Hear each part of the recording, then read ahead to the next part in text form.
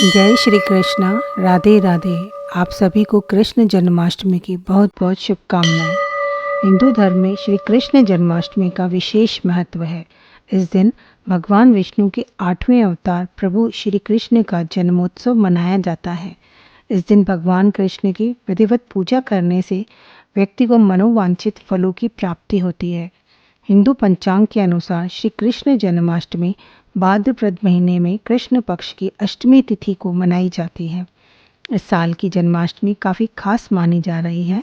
त्रिक पंचांग के अनुसार इस साल श्री कृष्ण का जन्मोत्सव का समय, ग्रह और नक्षत्रों की स्थिति बिल्कुल द्वापर काल की तरह ही है। ऐसा संयोग कई सालों के बाद बन रहा है। यह योग काफ़ी लाभकारी और फलदायी माना जा रहा है।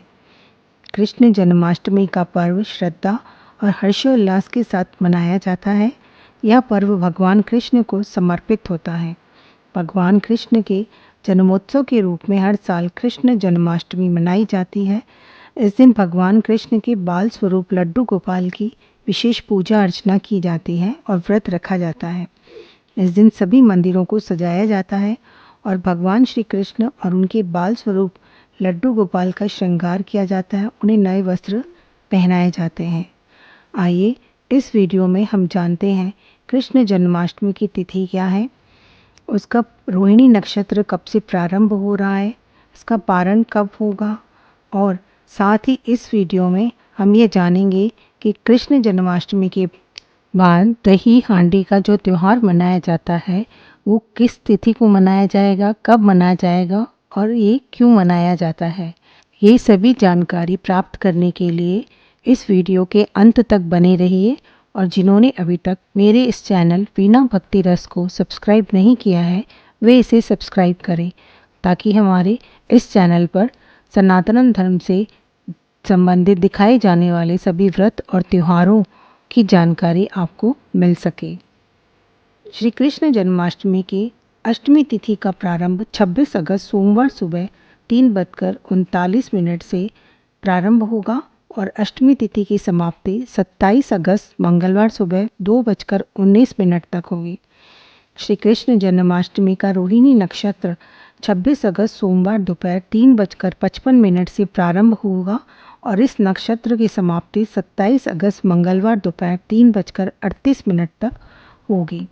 श्री कृष्ण जन्माष्टमी का शुभ मुहूर्त 26 अगस्त 2024 सोमवार को रात 12 बजे से 12:45 तक है। कृष्ण जन्माष्टमी व्रत का पारण 27 अगस्त मंगलवार को सुबह 6:11 से 11 बजे तक है। कृष्ण जन्माष्टमी पर्व बहुत ही हर्षोल्लास के साथ मनाया जाता है। इस जन्माष्टमी पर वैसा ही संयोग बन रहा है जो बाल गोपाल से द्वापर युग में जन्म हुआ था। श्री कृष्ण का जन्म भाद्रपद माह के कृष्ण पक्ष की अष्टमी तिथि को रोहिणी नक्षत्र में रात 12 बजे हुआ था।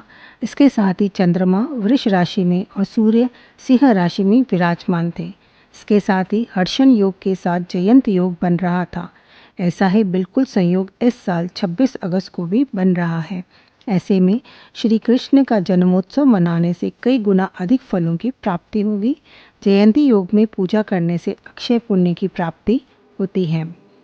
कृष्ण जन्माष्टमी पर भगवान कृष्ण के जन्म की खुशी में मनाई जाती है। हिंदू धार्मिक मान्यताओं के अनुसार भाद्रपद कृष्ण पक्ष की अष्टमी तिथि को आधी रात में भगवान विष्णु के 8वें अवतार श्री कृष्ण का जन्म हुआ था।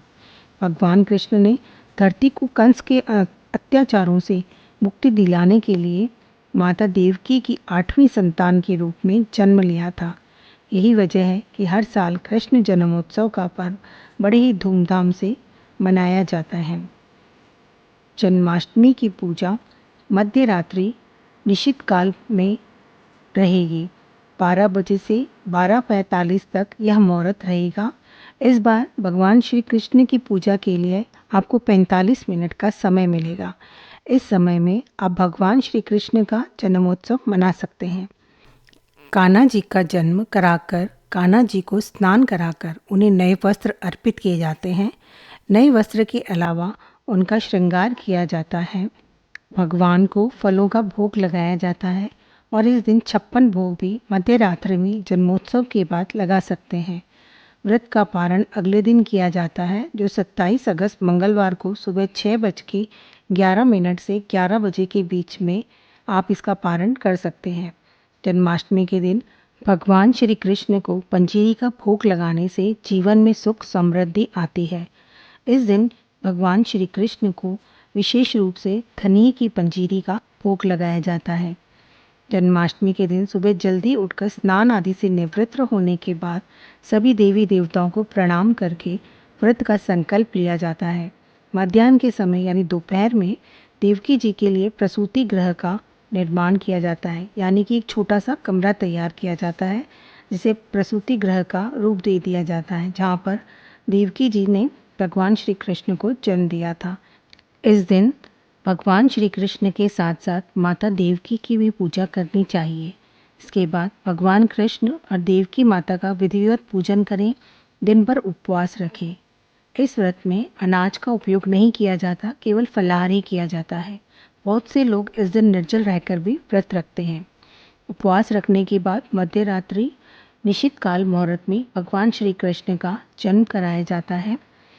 इनका जन्म बिल्कुल वैसे ही कराया जाता है जैसे एक शिशु पैदा होता है। इसके लिए बहुत से लोग खीरे में एक सिक्का डालकर या खीरे में लड्डू गोपाल जी की मूर्ति को रखकर उनका जन्म कराते हैं। कान्हा जी के जन्म के पश्चात उनका पंचामृत से अभिषेक कराया जाता है। उसके बाद उन्हें नए और साफ वस्त्र अर्पित किए जाते हैं। इस दिन कान्हा जी का पूरा श्रृंगार करना चाहिए। कान्हा जी को बांसुरी और मोर पंख अवश्य ही अर्पित करना चाहिए। श्रृंगार करने के बाद कान्हा जी को पालने में झुलाना चाहिए। ऐसा करने से भगवान श्री कृष्ण की कृपा से सभी मनोकामनाएं पूर्ण हो जाती हैं। भगवान श्री कृष्ण के जन्मोत्सव के बाद भगवान को दूध का माखन मिश्री का भोग अवश्य लगाना चाहिए। माखन मिश्री श्री कृष्ण जी को अत्यंत प्रिय है। फिर उसे प्रसाद के रूप में सभी लोगों में बांट दिया जाता है। इस दिन हरे कृष्ण महामंत्र का मन ही मन लगातार जाप करना चाहिए। श्री कृष्ण जी की कथाओं का श्रवण करना चाहिए।